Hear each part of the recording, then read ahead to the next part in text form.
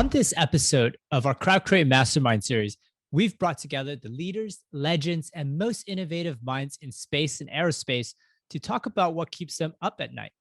Listen to what the minds behind SpaceX, NASA missions, and space investors see as the biggest business opportunities in the final frontier.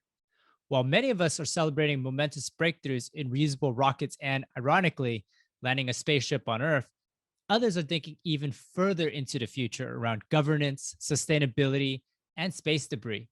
If you're curious or looking to invest into aerospace, this Crowdcreate Mastermind will put you at the cutting edge of where this industry is going. Welcome to the Crowdcreate Aerospace Mastermind. So the purpose of this mastermind is really to bring together the community, share your insights, and leverage what we call the wisdom of the crowds. You've all been invited because you're a thought leader in the aerospace industry. We have a good mix of investors, attorneys, of influencers, of startups, and just executives from different businesses. And so really the format of these masterminds is to bring attention to your work, build some awesome connections, and give value to others. So we ask that everybody goes around, just share a 1 minute introduction on who you are, what you're working on, and what are you most excited about, and what are some of the big opportunities in the aerospace industry. We will be using the chat to put links to everybody's bio so you can meet each other. And yeah, let's go ahead and get started. All right, I'll kick it off. But again, just to mention, everybody has 1 minute to introduce themselves, so please keep it brief. And if you have any questions, use the raise your hand feature. So my name is Ivan. I'm the co-founder here at Crowdcreate. We connect thought leaders, investors, and business executives to grow the network. And what am I excited about? We're working on launching these masterminds across multiple industries, and not just aerospace, but gaming, blockchain, real estate, startups. And we're launching these private communities where you can join and engage with the speakers here on this call. I'm also excited about the spinoff 2021, which NASA is constantly putting out, but there's just a lot of innovation on there that people should take a look at. Thanks, Ivan. And this event is brought to us by Hudson Space Systems. They sponsor the event, a phenomenal group of entrepreneurs. And Nathan, would love for you to go next and introduce yourself. Hi, thank you, Jeffrey. My name's Nathan. I'm a co-founder at Hudson Space Systems. I do our design and management. And my name is Monica. I'm also a co-founder at Hudson Space, and I head our propulsive development here. And at Hudson Space, we're focusing on bringing microgravity research to more people, making it not only accessible, but easy, hoping to spread the wealth of innovation across a larger group of people instead of just focusing on traditional access like NASA and the government, really. Yeah, and we're excited to have a robust conversation with all of you guys about your experience in the aerospace and new space industry. Yeah. Thank you. And Michael, would love for you to introduce yourself. Hi, my name is Michael Mealing. I'm one of the general partners at Starbridge Venture Capital. We're a space-focused venture fund. Been around since 2017. We are primarily looking at companies that are enabling new space applications, but also are enabling or enable terrestrial markets as well. And the thing that we're most excited about in the industry is the slowly emerging in-space manufacturing sector. Much of the industry right now historically has been around Earth observation and communications, but between companies like Space Tango, Space Forge out of the UK, and some of the capabilities from Axiom Space in terms of platforms, we do think that in-space manufacturing is kind of the new emerging sector. Thanks, Michael. Gabe, would love for you to introduce yourself next. Hello, my name is Gabe Dominocielo. I'm the co-founder of Umbra. We are a space intelligence company that collects Earth observation data. Our first spacecraft is a synthetic aperture radar satellite, which is a novel phenomenology that allows you to see through clouds.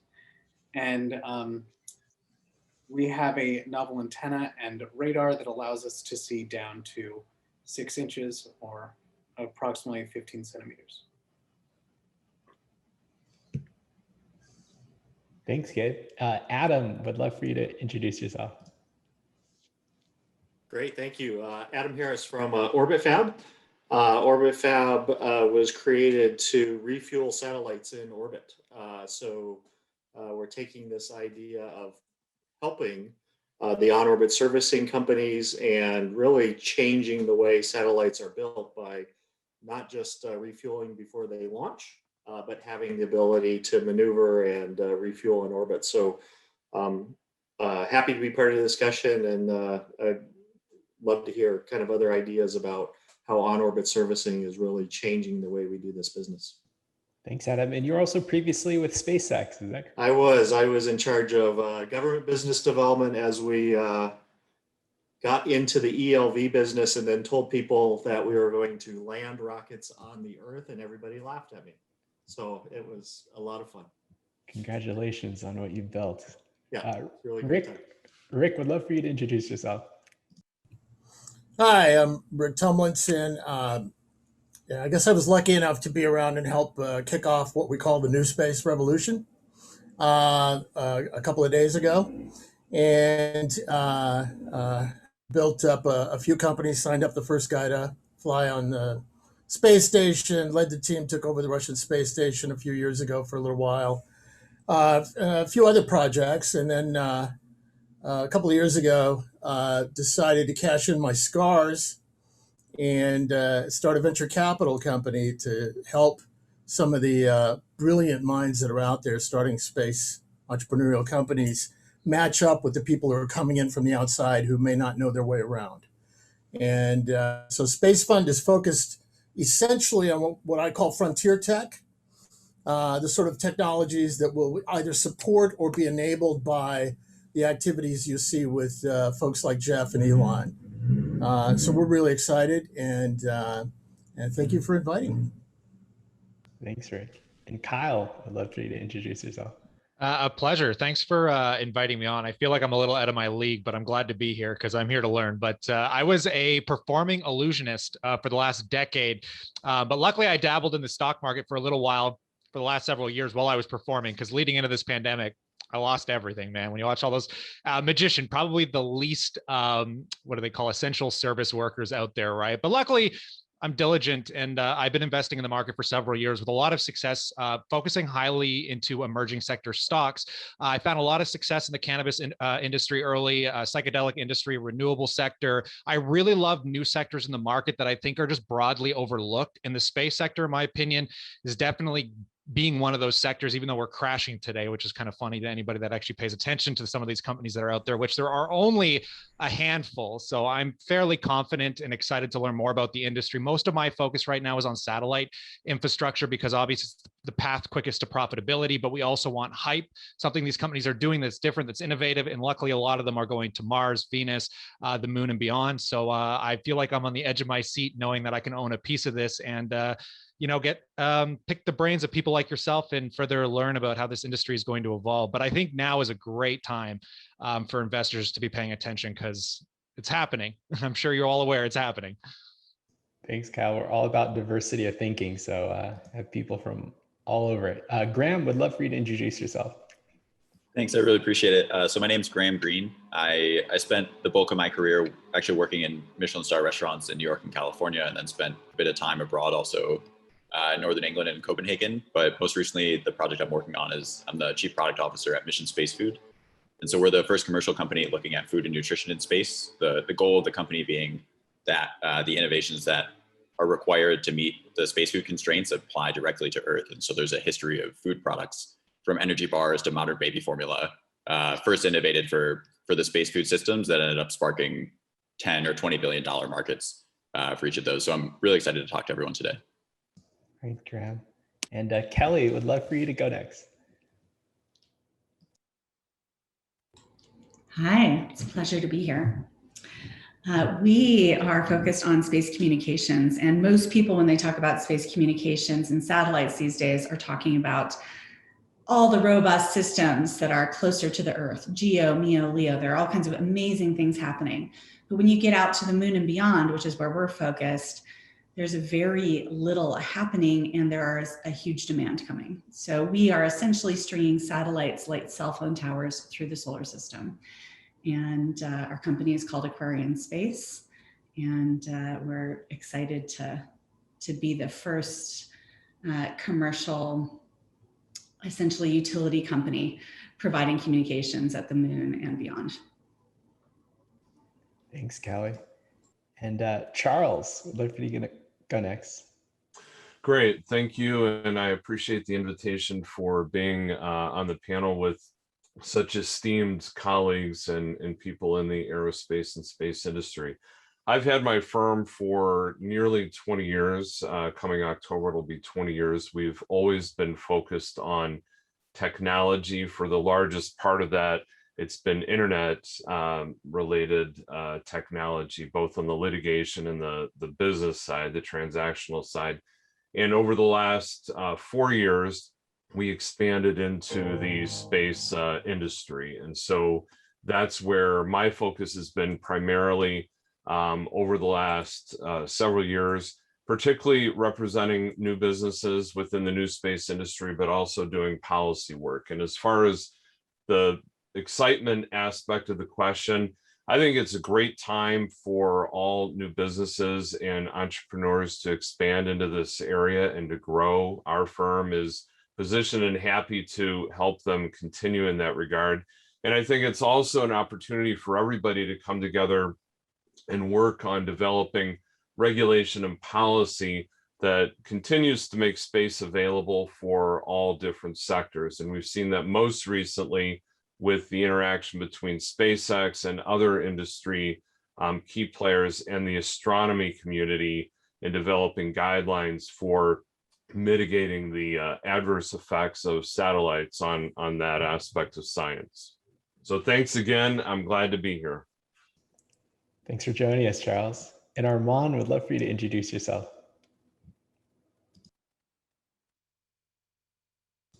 My name's Armand Musey. I'm the president and founder of Summit Ridge Group. I joke that we do valuation work before transactions for due diligence. When transactions go bad, it's litigation support. And when things go really bad, it's for restructuring, bankruptcy. But I've been in the industry since the late 1990s, starting as an equity research analyst on Wall Street. And so I've seen an enormous change in the industry. I think that's what's the most exciting right now, is that it's gone from a very sort of sleepy industry with a very conservative aerospace type mentality to a much more dynamic industry just over the last couple of years, with an influx of younger people, new ideas, and people taking a lot more risk and doing a lot of iterative iteration of different project plans that we haven't seen before. And so the explosion of new ideas in the industry is just a huge change from what it was 10 years ago even. Thanks, Armand. And we'll unpack that later because I would love to hear your insights. David, would love for you to introduce yourself. Yes, thanks for the invitation. It's a delight to be here. I'm the Chief Executive Officer of Geeks Without Frontiers.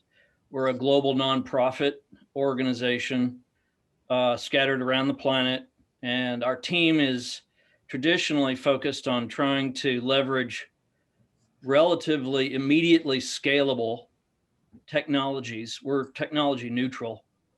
So it's really, what's the best mousetrap to get communications and database solutions into those who have either nothing or something that is currently insufficient. We, really cut our teeth on things like open source regulatory policy frameworks for governments, on fiber and satellite and so on, how to leverage them with exponential effect. We saw an opening for a mesh Wi-Fi standard, a need. So we wrote one. That's the 802.11s, which is now hundreds of millions of people are leveraging that tool. And we're doing various things in refugee camps and disasters and so on and so forth. And then COVID hit. And in the past year, it has been really bad and wonderful all at the same time, because the tools that are available, including satellite, not least, both for data and communications, the need for ubiquitous wide area coverage and Earth observation and SAR-based data sets and so forth, the importance of that in the eyes of government and of the user community has escalated beyond all recognition. So there's a tremendous opportunity that we see that we did not see before, and excited to be here to share views with everyone on this distinguished panel. Thank you, David, and thank you for what you do. I was actually chatting with you before, and I really respect what you're trying to create. So thank you, everybody, for your introductions. We're going to jump into the discussion portion. Again, if everybody can take use and make use of the hand-raising feature, so that way we can keep the communication going. The first topic, so we touched upon this at the very beginning of the call, but you can tell when the NASA logo is now found on AirPod cases to T-shirts to sweaters. We have reached a point where there's so much excitement around aerospace and space, and it's showing up on news everywhere. So why is this why is this happening? And also I want to tie it into, why is this such an investable opportunity as well? So we've got a lot of topics to unpack, but yeah, if anybody would like to jump in and raise their hand, and we'll call on you first. Michael, you're up. Sure. So we get this question a lot, is why is this all of a sudden something that I'm seeing in the news all the time, and why is it investable? And it goes back to something that Rick and I remember back in 2004, something called the Commercial Space Launch Amendments Act, that really clarified the ability of commercial companies to act in the space, to launch vehicles, fly things, and clarified the regulatory environment around the FAA, the FCC, who did what and how, and especially around human space flight. But the problem was it took this long, and companies like SpaceX and coming in and lowering the launch cost to really get to the point where all of the technology curves, whether it's the cost of building a satellite, the mass of the satellite, or the expense of the launch, to get to the point where new business models became viable. And that really started about 4 to 5 years ago, when you started seeing new launch companies come on the market like Rocket Lab and Relativity. And so, for example, we created Starbridge in 2017. I think Rick and Megan were around the same time. And it was really, that was the point where it became investable from a venture capital standpoint. And now with the SPACs and what's going on in the public markets, it's becoming something that public market investors can invest in. If anybody would like to add, Rick. Hello. Yeah, as I guess one of the other resident old timers of New Space, whatever you want to call that, although I'm in complete denial of my age, I'm a leap year guy, so I just went through that this weekend. This revolution, as we call it, really it started in the very late 80s and rolled all the way through. And a lot of this, there is a documentary film coming out really soon called The High Frontier about Jerry O'Neill, who's really the godfather of a lot of what you're seeing, where he basically suggested to a generation that you should take the tools of free enterprise, space resources, and go out and expand humanity into space. And for example, there was a young guy that had a dream of having a book club who hooked up with Jerry's organization, a guy named Bezos, actually gave his graduation speech about the fact essentially that he was going to make money and then come back and open the frontier. And so organizations like the Space Frontier Foundation, groups, people like Mike Mealing, fought for this is one of those overnight successes that took 30 years, and it's breaking now, and it's getting ready to break even more. If you watched the little flight yesterday of the Starship, that baby is learning to walk, and finally actually stood up yesterday, landed on its tail. When we hit reusability, 100% reusability, and rapid transportation, that's the railroad to space. So we're in this moment. It's exciting now, but hold on to your straps, because it's about to get really crazy up there. I'm ready for that railroad to space. Gabe, you're next. So, I mean, I think that something that we should touch on is technology, right? you look at access to space becoming incredibly affordable with Elon Musk, who's brought down the cost of a rocket from, $1 billion to under 100 million. And then on top of that, you've got what's going to happen in the future. Are we going to be laying down cables to like get internet? Are we going to be like, I don't know, getting cell phones like from a cell phone tower, or is that all going to come from space? Like, look at what is happening in the architecture of infrastructure. It's moving higher and higher. And I think that we'll continue to see that. And so we really are in a frontier of a completely new revolution. All right, David. Yes, I agree with everything that was just said by the past two speakers. And I like 2 speakers ago that I heard the term really crazy. And also in most recent comments, I heard reference to everything shifting to higher altitude in space. And I just wanted to flag, not to be a downer, let me put a positive spin on this question. We are a signatory to the Space Safety Coalition guidance on how to prevent or mitigate the introduction of further orbital debris into LEO, MEO, and GEO orbits, where they don't even know how much trash is floating around in there. The estimates range from 50 to 200 million pieces. There is no enforceable mechanism at the moment to require anyone putting assets into orbits that would prevent further introduction. There is already, by some accounts, the Kessler syndrome in effect, where orbital debris is running into more orbital debris, which creates more orbital debris in a cascade effect. So here's the happy spin on all this.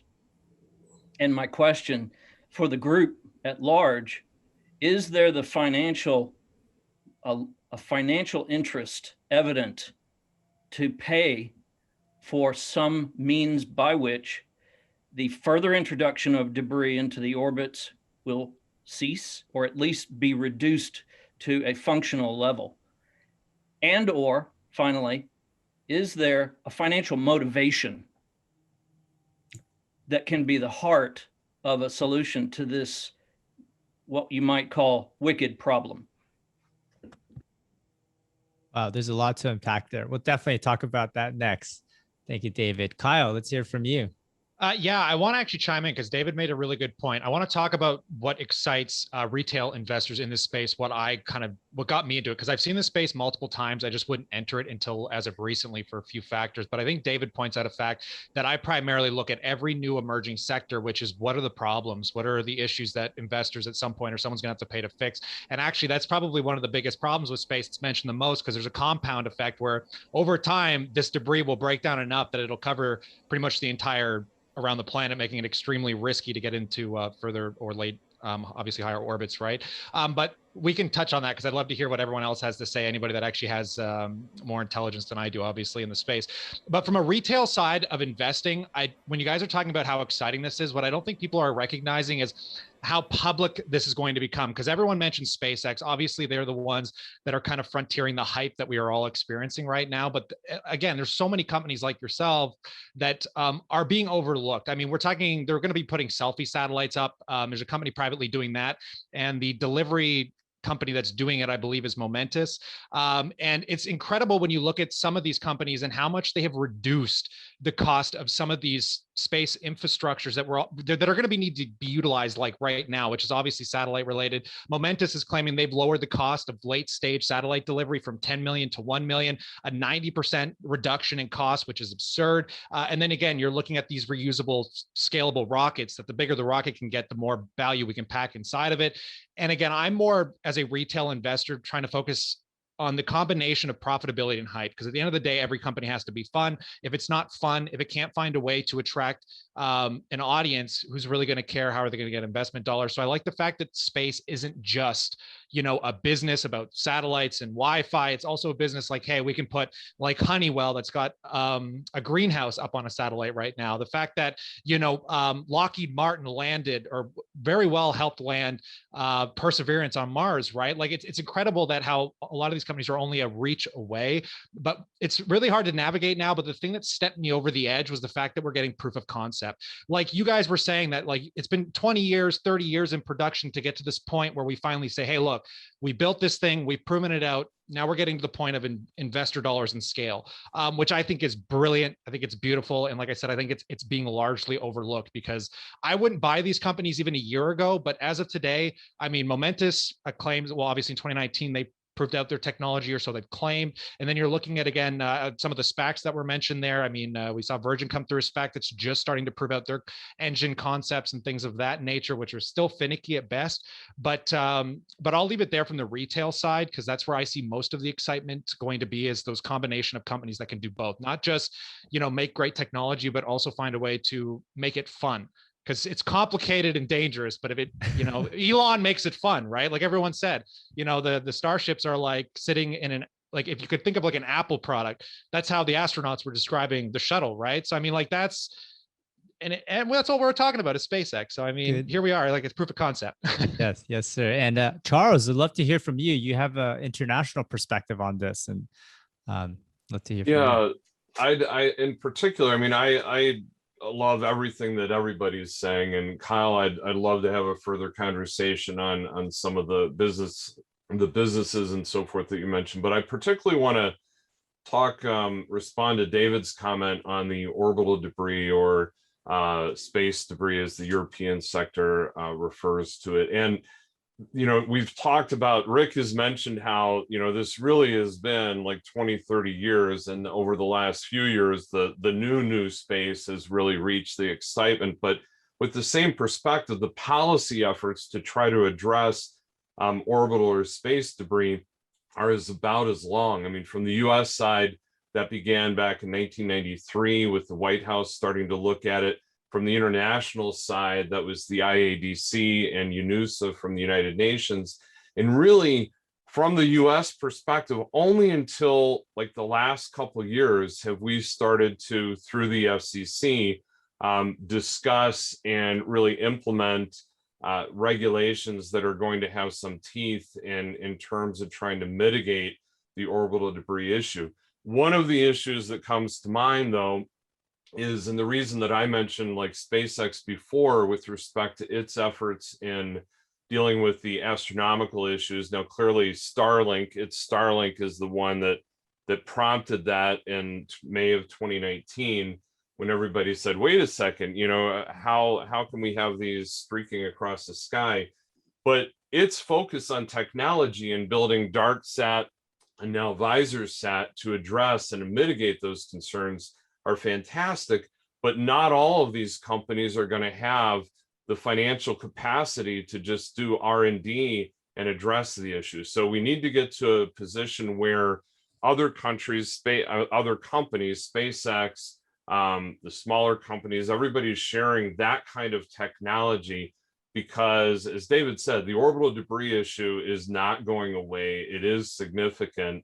And we need to be in a position to where we still can use different orbital sectors. So that's part of my excitement, though. I don't think it's a downer. I think it also can be an opportunity for all of the players to come together and work toward that solution. But we have to do so as a community and not isolation. And Ivan, you mentioned the international context again. I think the other issue that comes into play a lot is some of you may know the ITAR and EAR issues, with respect to the transfer of information and technology outside the United States to our international counterparts.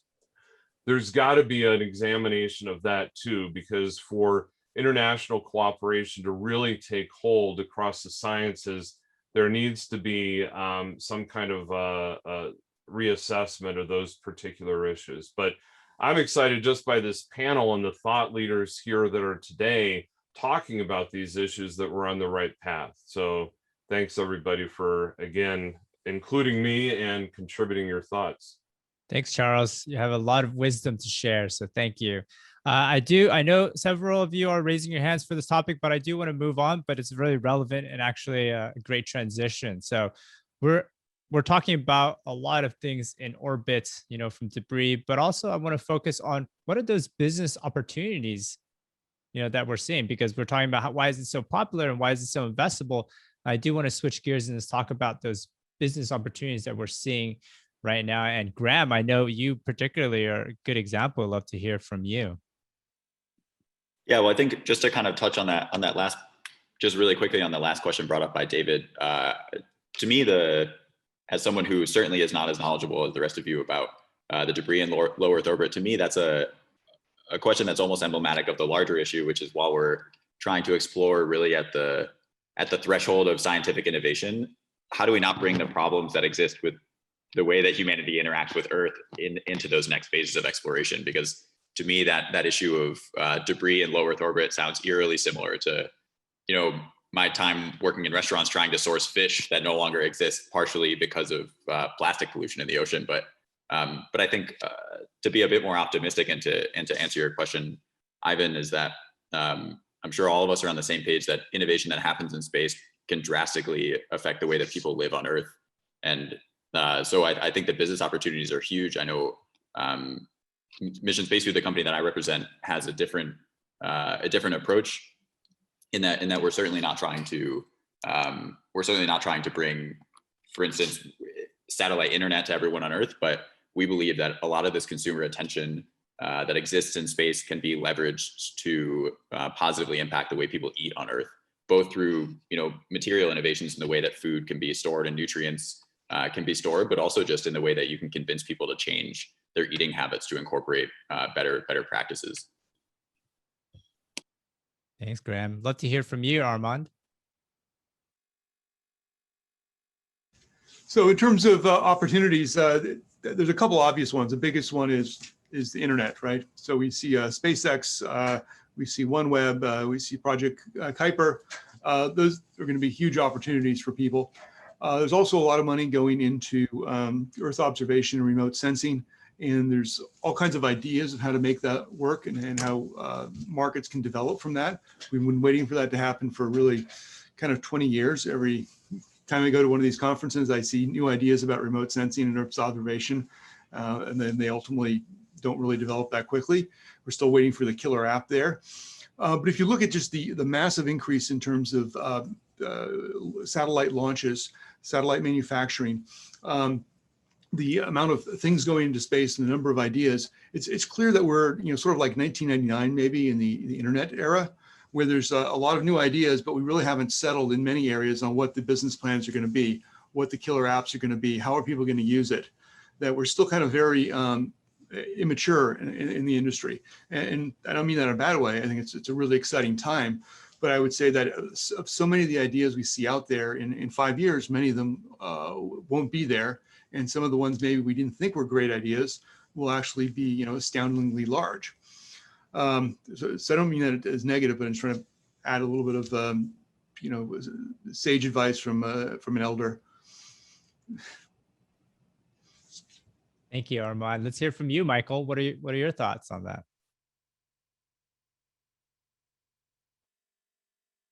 Oh, you're muted. I'm a little bit contrarian, not really contrarian, but as a venture fund, we look at things that are a little bit different timeline than some of the other people in the industry that are looking past that. We're investing now in looking at things that are exiting in 6 to 8 years.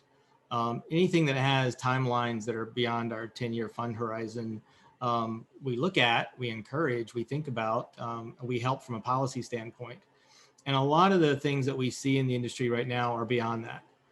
So we really are riffing on a lot of the same things that we've been doing since the 1960s. It's primarily Earth observation and communications.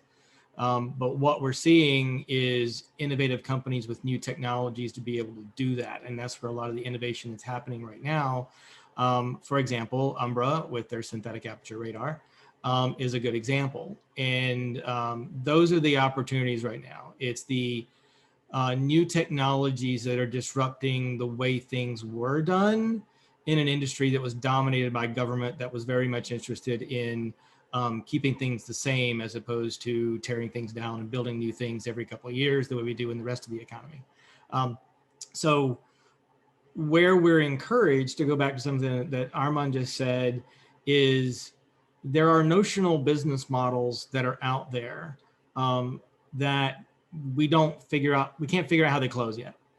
And Rick will probably jump in on this one. For example, we can't figure out what the business models are for anything beyond geo at the moment, with some very specific limitations. We think we know what that killer app is, but that killer app is not being deployed right now. And we think that's people in space, and people in space that are willing to pay their own way to go for various reasons. So a lot of the things that people are excited about in the space industry, you have to be very careful about to find, who is the customer? That's the number one question that we ask. In a lot of cases, the customer is another space company, and some of these supply chains are very circular. And so that's one of the things, the opportunities are for those killer apps to come on soon. But right now, if you're an investor in this space, you really have to look at who the customers are and the timelines that you're going to need to get to those customers. I think it's one of the challenges, but one of the opportunities if you know how to look for those signals. Those customers will be defining who are going to be those brands that stick around afterwards too. So, yeah, but it's more who the final customer is. So if you're mining water on the moon to sell to a propellant company, and that propellant company is then selling it to the company that's going to move the water from the moon to the propellant depot, that's a circular economy.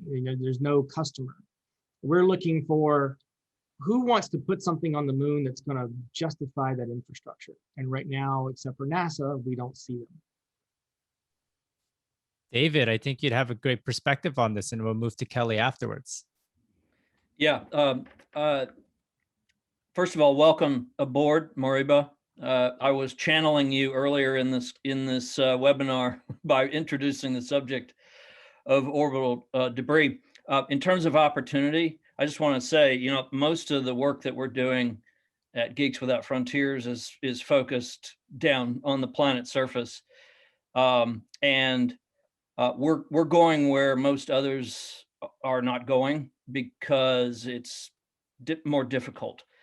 But what I want to say that's so exciting is what we see right now that's happening. This is right now, it's happening, is an incredible oversupply of satellite capacity, which is really great for end users.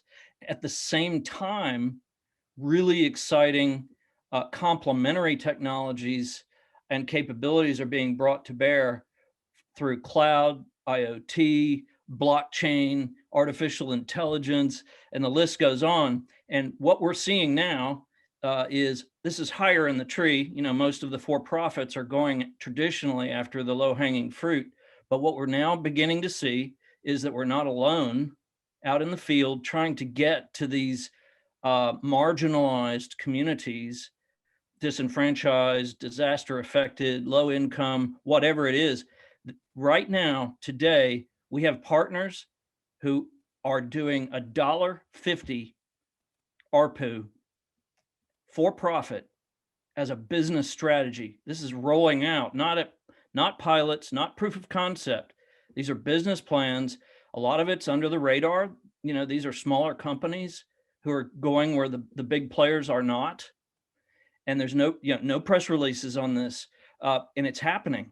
We have seen more public examples of this through space-based players like Viasat, for example, who's rolled out Wi-Fi with high throughput satellite backhaul for 3,000 villages in rural Mexico, reaching 1 million low-income individuals. That's a for-profit business line for Viasat.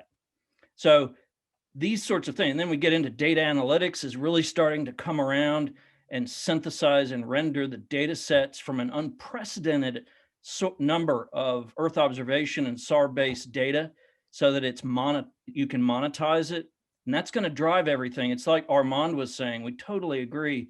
They're really making it up right now on business cases that will close. And I'm here to say they're beginning to close in amazing ways. Wow, that's a story in itself. Kelly, we'd love to hear from you, and we'll move on to, after Kelly, I want to hear an introduction from Moriba. Go ahead, Kelly. Yeah. So we're in this really, I mean, there's so much here, right? There's so much about what the opportunities are business-wise in space. And we're in this really interesting moment. I'm sorry, I forgot who likened it to 1999, right before the internet boom. That seems true. And what's happening right now is unprecedented, specifically in lunar and deep space. I mean, same with Earth local space. We call it Earth local, geo and closer. There are incredible things happening there. But at the moon and beyond right now, there are resources going there that have never been done before. And on top of that, in general, the customers for that right now are governments, right? It's defense and it's civil, it's NASA and ESA. And that's real, but NASA's doing something really cool right now, which I'm sure many of you are familiar with, the CLIPS program, which is essentially funding commercial contractors to go and do things that NASA used to do themselves. They're actually funding the commercial market in such a way that then that commercial market is actually creating plans for after. So what's happening is that in the next 10 years, these commercial companies are going to be able to actually go do their own things, in addition to continuing to serve NASA and serve other international space agencies. So as that happens, we need an infrastructure to meet them. So if you think about when people, first settled, let's say the US, that's where I'm at right now. They needed railroads, they needed telephones, right? It's the same thing happening right now as we look at the moon, as we look at Venus, as we look at Mars. We need the communication systems in place. We need transportation in place. Data is always a really interesting market. So this infrastructure is coming to the time where it actually is needed, not only from the space agencies, not only from defense, which both actually need it at this point, but the commercial market is actually going to increase that demand. And then in addition to that, there are other opportunities. I know a startup here locally in Colorado that's working on recycling waste in space, speaking of orbital debris, and looking at how do we actually take this and recycle this metal and then actually create spacecraft parts, maybe eventually spacecraft in space out of the debris that's out there. And then of course, as this all lands, as these space agencies continue to actually be successful beyond geo, as the commercial entities start to be successful even more beyond geo, then there's the whole question of course, asteroid mining and space mining, but also humans and habitat. How do we not just have really great healthy food to send with astronauts, which is incredible, but also how do we grow our food in space? How do we, how do we communicate as humans across the timeline? There are so many, I think, opportunities at this moment, and it's just the moment where we can start to see some of them landing. So those are a few that I'm tracking right now. Love it. Thanks, Kelly. Moriba, I'd love to hear from you. Introduce yourself. I know you're a legend of itself. Oh, please. Look, I'm happy to be here. Sorry I couldn't be here earlier. I teach a class at this time, which conflicts. And as much as I love all of you, my students are more important. Yeah, my name is Moriba. I'm an associate professor of aerospace engineering and engineering mechanics at the University of Texas at Austin, where I lead a transdisciplinary research program in space safety, security, and sustainability. Really, I'm trying to quantify, assess, and predict the behavior of human-made objects or anthropogenic objects in space. I've enjoyed what I've heard so far. I recognize some folks in the room, so hello to everybody. And really, in terms of the sort of infrastructure and trying to find who's the paying customer, given your line of sight, return on investment, and all this other stuff. Look, I think that it really boils down to making a good argument for space safety and sustainability. Right now, we don't have sustainability metrics, in space, meaning that there's no way to really quantify risk of anything. You know, it's he said, she said, different people have different numbers. We do have this thing from the IADC that says, oh, you know, collision probability. When are those real? When are those not so real? People are getting warnings all the time. It's like Chicken Little, sky is falling. There's always a collision that's about to happen. It's like, that's no good. So the thing is, really what that means, when space is a complex system, in that you have a number of participants making decisions in the absence of knowing the decision-making processes of other people. You have very nonlinear causal relationships. Small things can have huge consequences. We don't understand all the interdependencies. So because a lot of this stuff seems random, that should be the first red flag.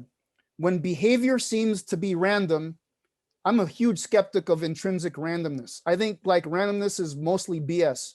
I think it's mostly us ignorant. We just don't know. And so we like to blanket our ignorance and call it randomness because it's easy to do that. So when things appear to be random, that should be a red flag that you have no clue of what's going on. And it's not because it's not understandable. You just haven't gotten there yet. And so I think that when I look at things like the Outer Space Treaty, Article 6, that says nation states have the responsibility to authorize and provide continuing supervision of all space activities of non-state actors. To me, that means, hey, if Acme Incorporated in the United States wants to put up a gazillion satellites in LEO and automate all their maneuvers, the US government has continuing supervision, meaning it knows what those things are doing all the time. And I can tell you that if you interpret it that way, there's not a single government on the planet that has continuing supervision, all this stuff.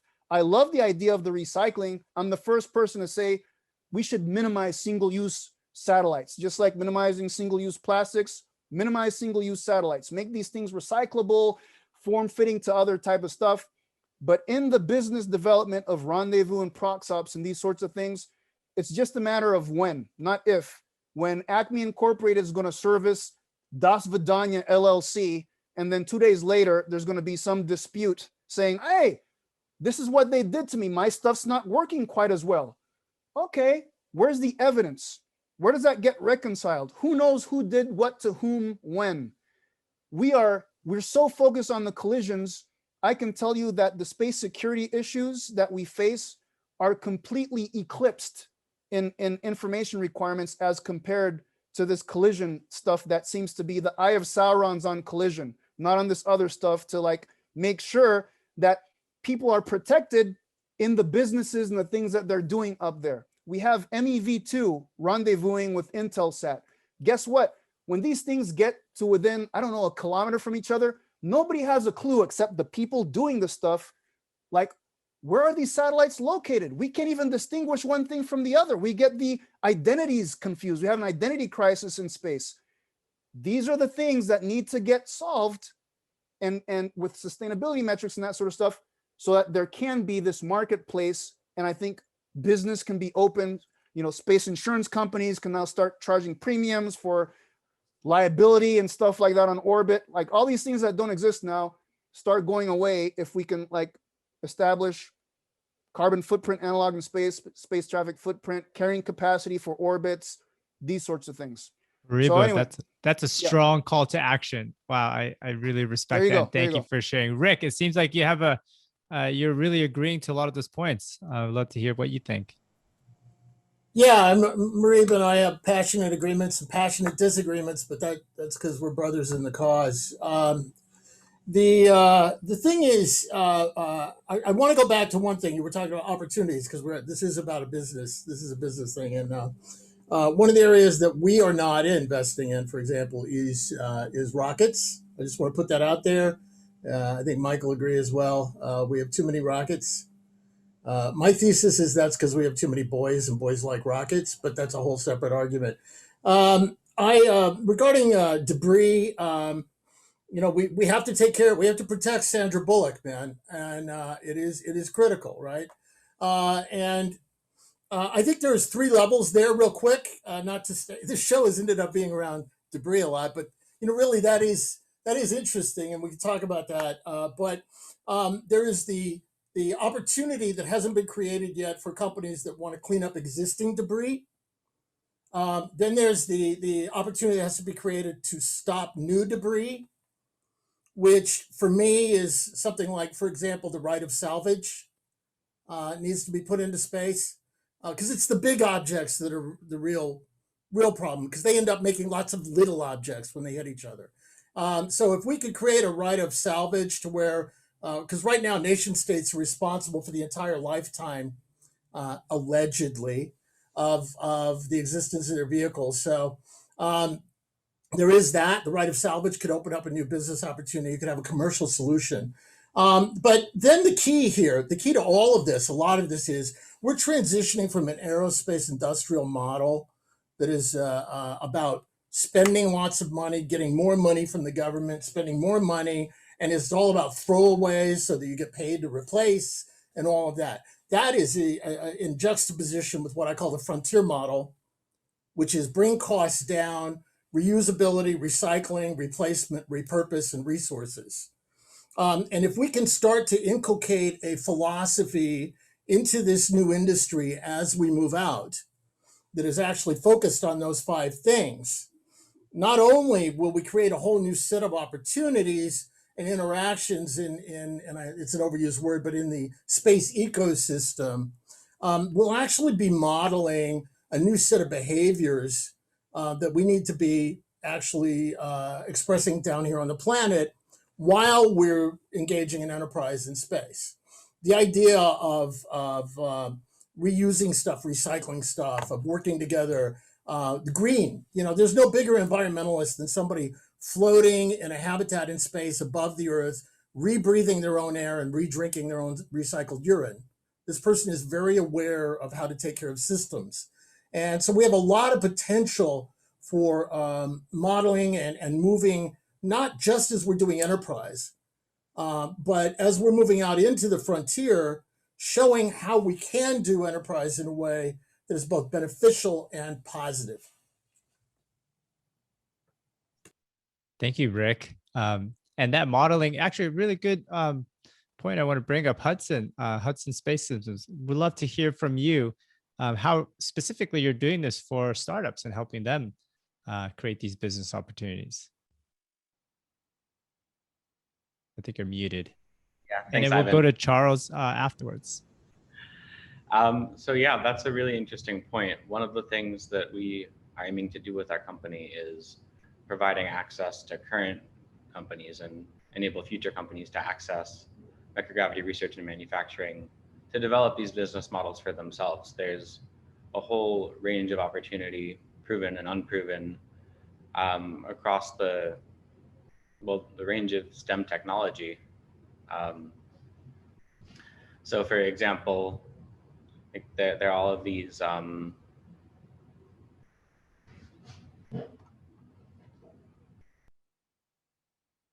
sorry guys, I stepped on the mute button there.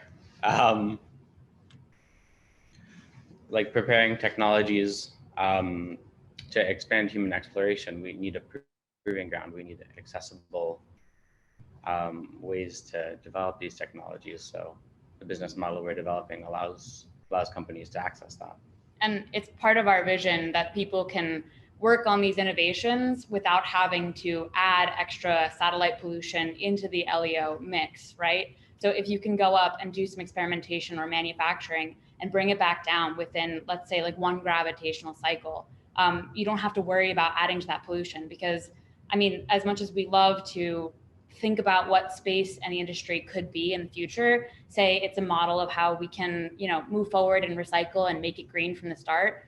That's not, unfortunately, going to happen just of our own volition and all of us willing it into existence. Unfortunately, things like that don't always happen unless there's like a financial means that people are driving towards, or either a governing body hoping for that to happen. I think unless people are going into the industry thinking about that from the start with good faith, or if there's a regulatory body, we have to be designing for that now ahead of time. So design with the option for extra debris isn't even there for customers.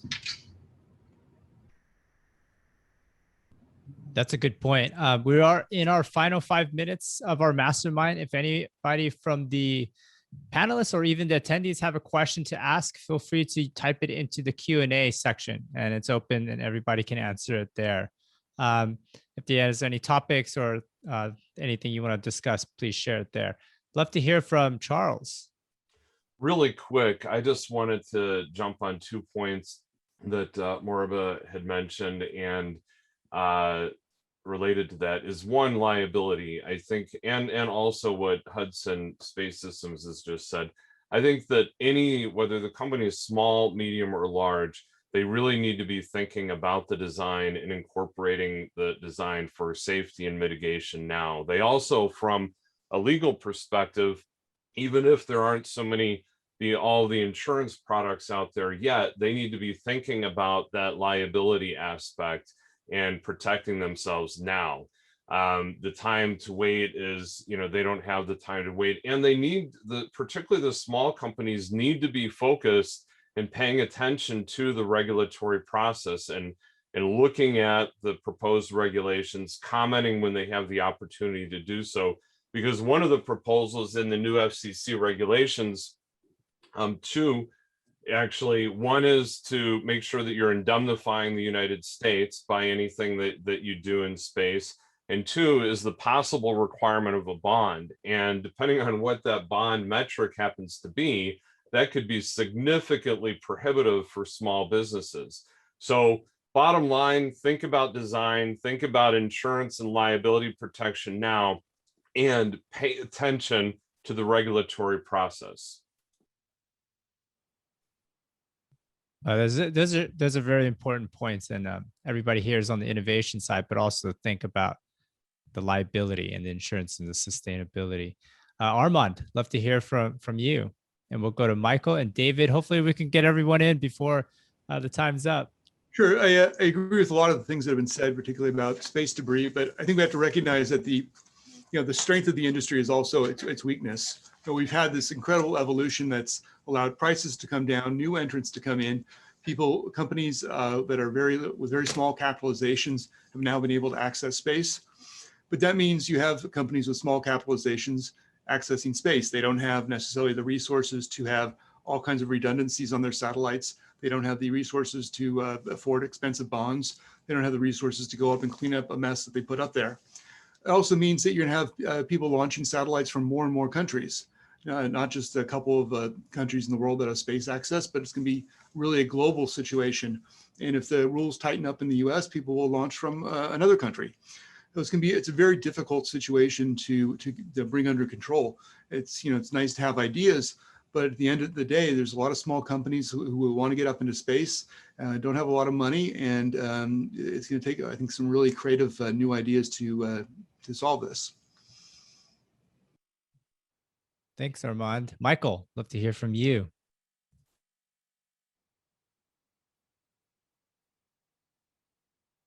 You're muted. Yep. So I was going to respond to one of the Q&A questions as well, but I do want to go back to a little bit to the debris problem slightly. I do not think it's a hair on fire emergency. There have been some calls in some circles for a launch moratorium, which is, I think, overkill. Much of what's going on is in LEO, which are in a lot of cases are self-cleaning orbits to a certain degree.